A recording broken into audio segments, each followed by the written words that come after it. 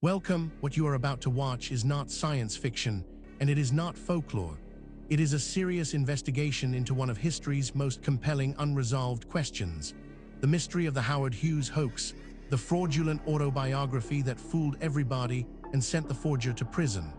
Across the world, in universities, research institutes, and field excavations, serious scholars are wrestling with evidence that does not fit the accepted story. Evidence that has been documented, measured, and peer-reviewed, and that still has no satisfying conventional explanation. We are going to look at that evidence carefully, without prejudice in either direction, not dismissing what is extraordinary, but not accepting it without scrutiny either. The truth, as always, is in the details. Howard Hughes, 1905–1976, was the most famous recluse in America. A billionaire aviator, filmmaker, aerospace engineer, and businessman who had once been the most glamorous figure in Hollywood. He had spent the last decades of his life in a series of darkened hotel rooms, seeing no one except a small circle of aides, communicating with the outside world through intermediaries, and becoming one of the world's richest and most inaccessible men. His eccentricities, his obsessive-compulsive disorder, his fear of germs, his dependency on codeine, his refusal to cut his hair or nails for years at a time, made him simultaneously pitiable and fascinating to the American public that still remembered him as the dashing record-setting pilot who had circled the globe in 91 hours. Into this information vacuum, a life so private it had become myth, stepped Clifford Irving, a moderately successful novelist living on the Spanish island of Ibiza, with an audacious plan. In 1971, Irving approached McGraw-Hill publishers with a proposal for the authorized autobiography of Howard Hughes, supposedly based on hundreds of hours of personal interviews with the billionaire and thousands of pages of handwritten notes that Hughes had provided. Irving had forged the handwriting. He had forged the letters of authorization. He had invented the interviews, and he had persuaded his collaborator Richard Susskind and his wife Edith to help him cash $650,000 in forged checks made out to H.R. Hughes, which Edith deposited in a Swiss bank account under the name Helga R. Hughes. The hoax collapsed when Howard Hughes himself, speaking by telephone to a group of journalists from his Las Vegas hotel room in January 1972, the first time the public had heard his voice in years, declared that he had never met Clifford Irving, never given any interviews, and had never authorized any biography. The man whose extreme reclusiveness was the premise that made the hoax possible was also the man who definitively ended it. Irving went to prison. Edith Irving went to prison. The story became the basis for multiple books and a 2006 film, and the questions it raises about how a major publisher was convinced by forged letters and checks, and about the peculiar conditions that make celebrity inaccessibility a vulnerability to fraud, remain entirely relevant. This is where our investigation begins. Stay with us, because the further we go into the evidence, the more extraordinary it becomes. The story you think you know is only the surface. Beneath it lies something far more remarkable. Let us begin. Before we go further, if you are finding this investigation compelling, please take a moment right now to like this video, drop a comment below with your thoughts, and share it with someone who loves a good historical mystery. If you are watching on YouTube, hit subscribe and tap the bell icon so you never miss a new episode. If you found us through Facebook, tap follow on our page. It takes just a few seconds, and it genuinely helps us keep making these documentaries. Now, let us get back to the investigation. Before we examine the specific evidence, we need to step back and understand the context. This case does not exist in isolation. It sits within the landscape of modern documented mysteries, and to properly evaluate what we are looking at, we need to understand the broader picture that surrounds it. Governments keep secrets. This is not a conspiracy theory. It is documented fact, confirmed by declassified archives, freedom of information disclosures, and the confessions of officials long after the events in question. The United States government ran secret programs to test psychedelic drugs on unwitting civilians cultra, to spy on its own citizens, COINTELPRO, and to cover up nuclear testing incidents that killed American soldiers. The British government suppressed information about UFO encounters by military personnel for decades. The Soviet Union systematically falsified scientific data to maintain ideological conformity. None of this means that every government secret involves supernatural phenomena or alien contact. The reality of classified programs is almost always more mundane. Military technology being tested covertly, intelligence operations that cannot be publicly acknowledged, or simply the bureaucratic instinct to classify first and justify later. Most UFO sightings that turn out to have official explanations were classified aircraft. Most government denials of anomalous phenomena are straightforwardly honest. The phenomena being denied are simply not real.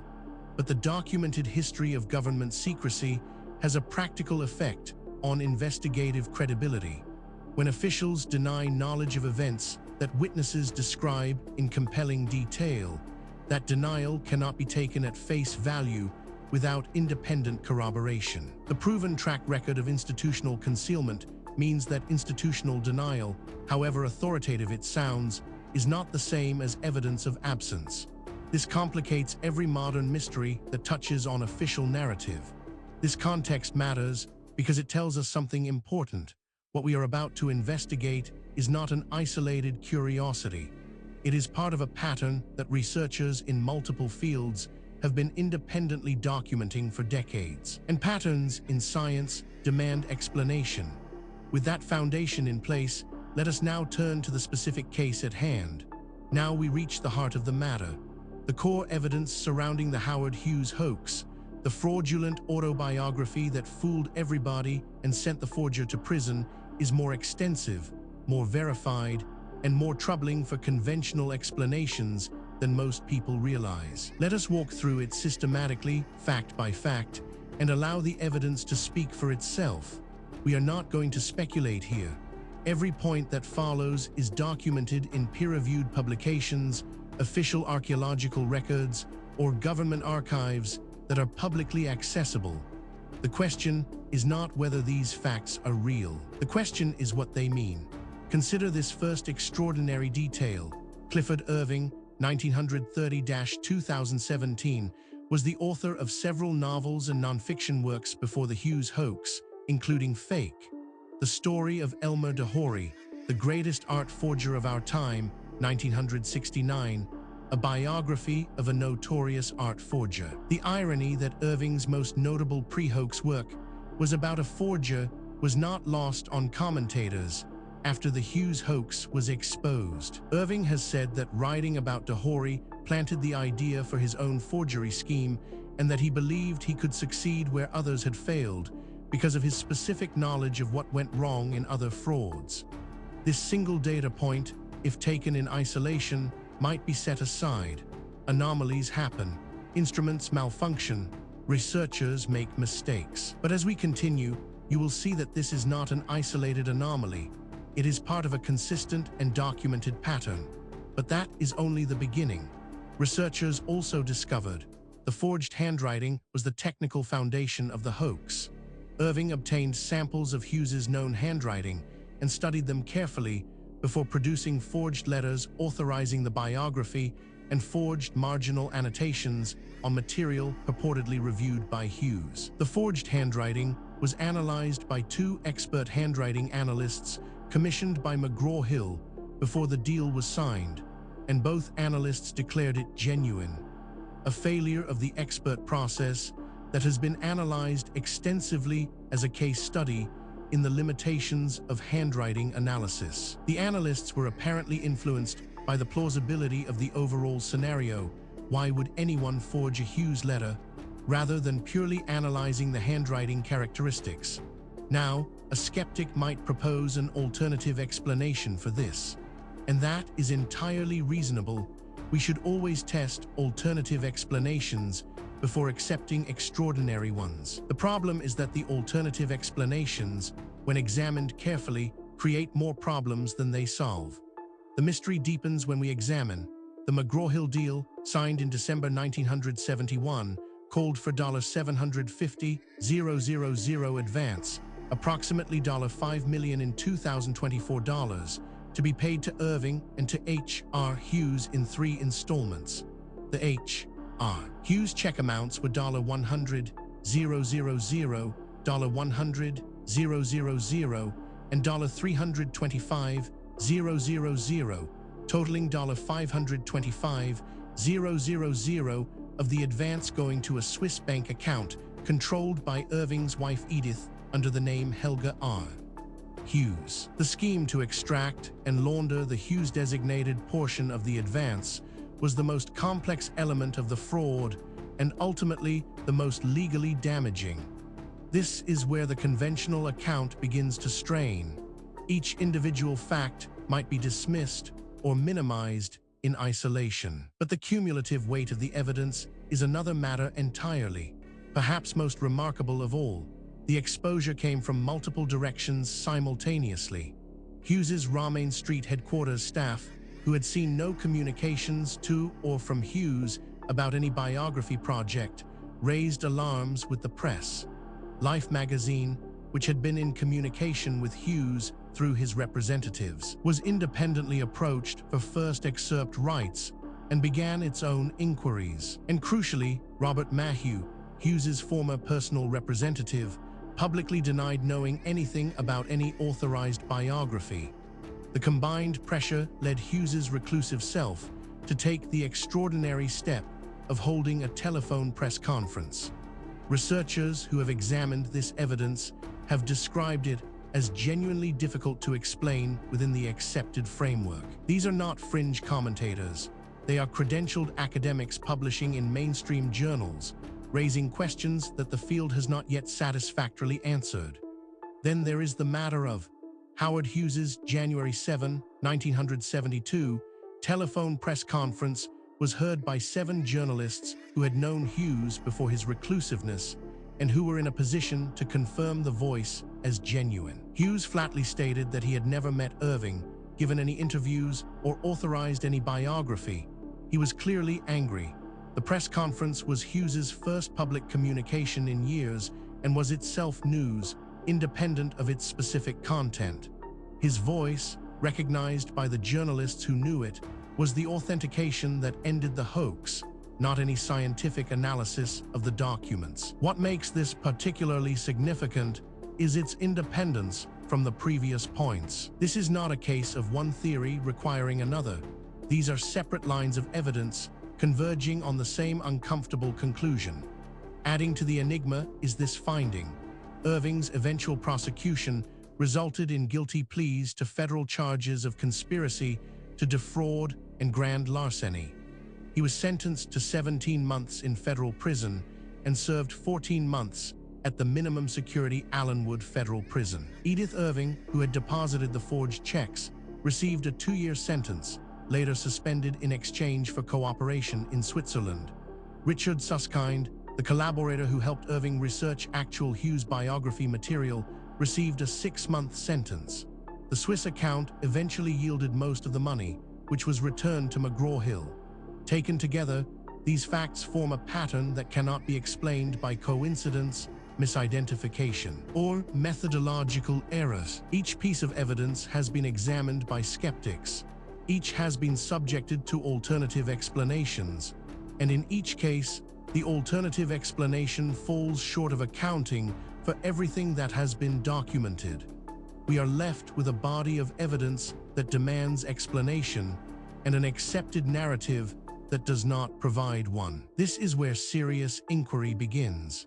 Now that we have established the evidence, we need to examine the theories that researchers have proposed to explain the Howard Hughes hoax, the fraudulent autobiography that fooled everybody and sent the forger to prison. This is where the debate becomes most intense, because the theories reflect not just different interpretations of the same evidence, but fundamentally different assumptions about what is possible and what the past looked like.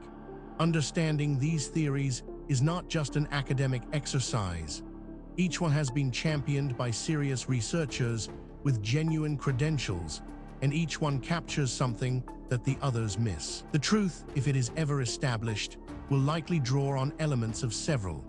The first major explanation proposed by researchers holds that the classic confidence scheme theory holds that Irving's Hughes biography fraud was a sophisticated confidence trick, not fundamentally different in structure from any successful fraud, but executed with unusual audacity and circumstantial plausibility. The key mechanism was the same in the Hughes hoax as in simpler confidence schemes. Identify a mark-specific combination of desire and vulnerability, McGraw-Hill's desire for a major publishing coup and their vulnerability to forged authorizations from an inaccessible subject. Construct a plausible narrative that satisfies the desire and execute convincingly before the mark's skepticism kicks in. Irving's specific genius was identifying Hughes's inaccessibility as simultaneously the credential for the hoax the publisher could not check directly with Hughes and the vulnerability that made the fraud possible. This interpretation has significant academic support and is backed by substantial evidence, but it is not without problems. Critics point out that it requires assumptions that go beyond what the evidence strictly supports, and that key predictions of this theory have not been confirmed by subsequent research.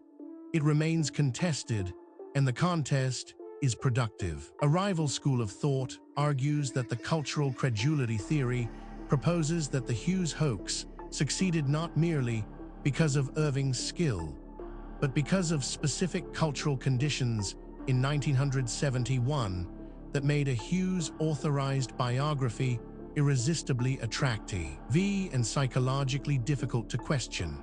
Hughes was simultaneously the most famous and the least accessible person in America.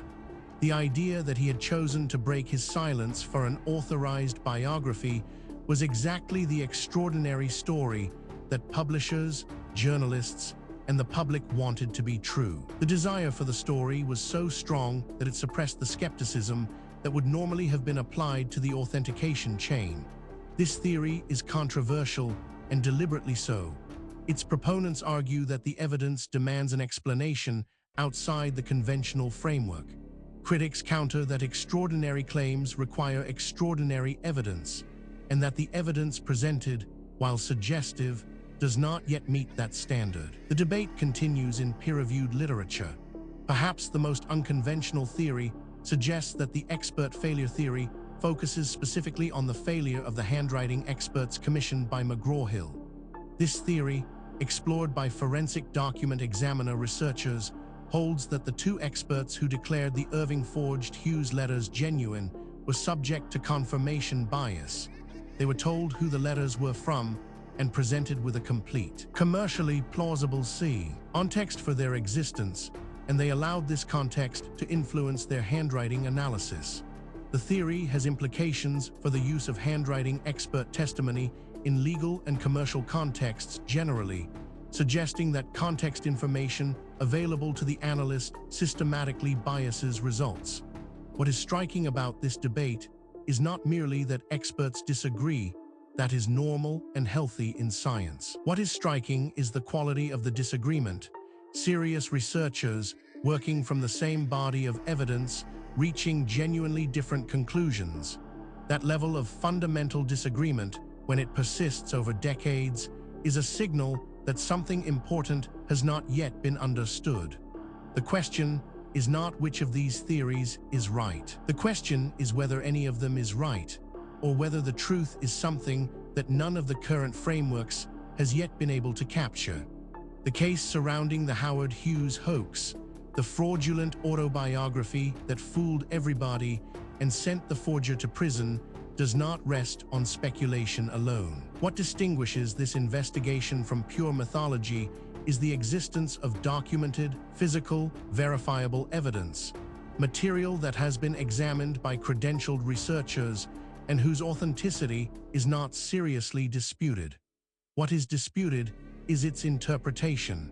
Let us review the most significant documented evidence as objectively as possible. We are not going to cherry-pick the data that supports a preferred conclusion. We are going to lay out what exists and let you draw your own assessment. Physical evidence supporting this account includes the Swiss bank records for the Helga R. Hughes account, subpoenaed as part of the investigation, are the most direct documentary evidence of the fraud.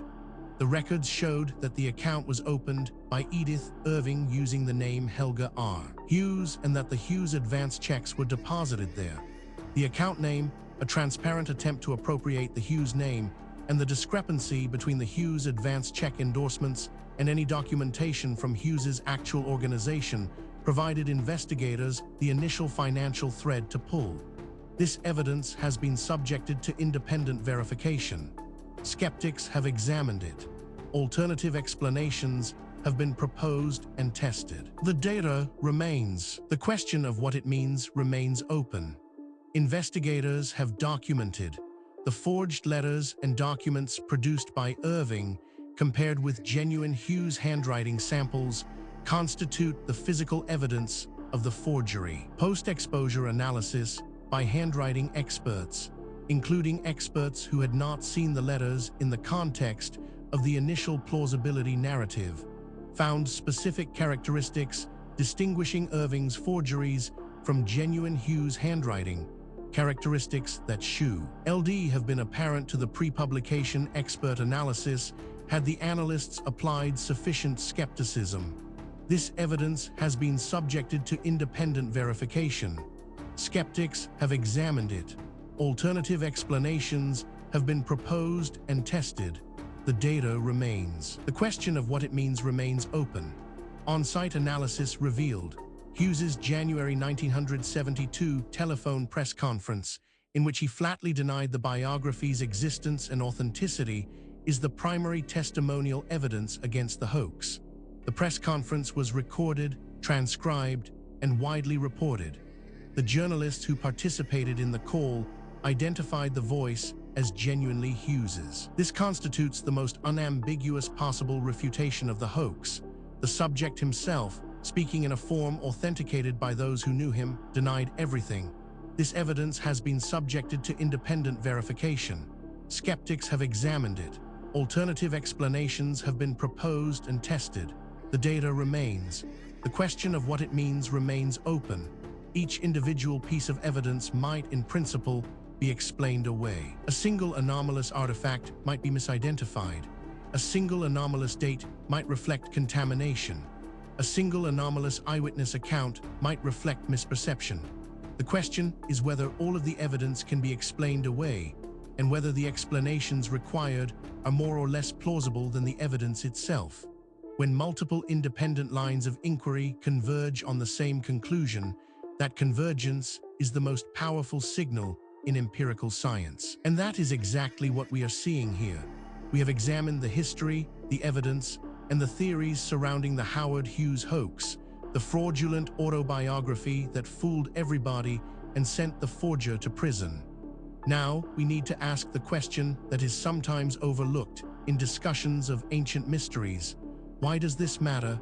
What does it mean for us today? It would be easy to file this away as an interesting historical curiosity, a puzzle from a distant past with no bearing on our present lives. That would be a fundamental mistake.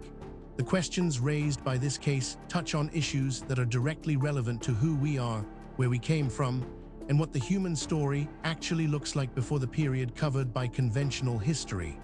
The Howard Hughes hoax was dramatized in the 2006 film The Hoax, directed by Lasse Hallström and starring Richard Gere as Clifford Irving. Irving himself wrote a memoir about the affair, the Autobiography of Howard Hughes, 1971, The Fraudulent Manuscript, and later The Hoax, 1981, and lived publicly as a writer and lecturer on the subject until his death in 2017. He maintained that the hoax, though fraudulent, led him to produce genuine research about Hughes that was substantially accurate, and that the Hughes biography he wrote, though unauthorized and fictionalized, captured something true about its subject. The Hughes hoax remains a case study in publishing fraud, forgery detection, and the psychology of expert witnesses. It is cited in forensic document examination training as an example of how contextual information biases expert judgment. It is also cited in publishing history as the most spectacular example of a major publishing house being defrauded through its own eagerness to believe in a compelling story. The specific conditions that made it possible, the extreme inaccessibility of the subject, the powerful commercial incentive to overlook warning signs, and the insufficient authentication procedures of the era are instructive for understanding the structural vulnerabilities that confidence schemes exploit. Furthermore, the tools available to investigate these questions are advancing rapidly. Satellite imaging, ground-penetrating radar, ancient DNA analysis, isotopic tracing, and deep-sea sonar are all providing capabilities that previous generations of researchers could only dream of. Cases that were genuinely unresolvable 10 years ago are now open to new analysis, and the findings, consistently, are expanding rather than contracting the mystery. The investigation continues. New discoveries are being made. New analyses are being published. New voices are entering the conversation from disciplines that were not previously part of the discussion. The answers, when they come, and they will come, will not merely solve a historical puzzle. They will force a fundamental revision of assumptions that underpin our entire understanding of human history and human potential. We have now walked through the complete case of the Howard Hughes hoax, the fraudulent autobiography that fooled everybody and sent the forger to prison from the high historical record through the physical evidence, across the competing theories, and into the modern significance of what remains unresolved. What the story of Howard Hughes hoax ultimately reveals is not just a historical puzzle. It is a mirror. It reflects our assumptions back at us, our assumptions about what ancient people were capable of, about how knowledge is gained and lost across the centuries, and about the relationship between what we know and what we merely think we know. The evidence presented in this documentary is real. The questions it raises are genuine. The debate among researchers is ongoing, and that is healthy. Science is not a set of conclusions. It is a process, and the process requires that we remain open to evidence that challenges what we thought we knew, however uncomfortable that challenge might be. If you came to this documentary as a skeptic, we hope the evidence gave you something to think about. If you came as a true believer, we hope the critical examination gave you a more nuanced picture. The truth, as always, lies in the evidence, not in what we want to be true. Thank you for watching. If this investigation sparked your curiosity, please help us reach more people. If you are watching on YouTube, subscribe to the channel and hit the notification bell so you never miss a new documentary. If you are watching on Facebook, tap the follow button on our page to stay connected. We publish new documentaries every week, covering the full range of historical mysteries that the mainstream has not yet adequately explained. Leave a comment telling us which case you want us to investigate next. The conversation continues. The investigation never ends.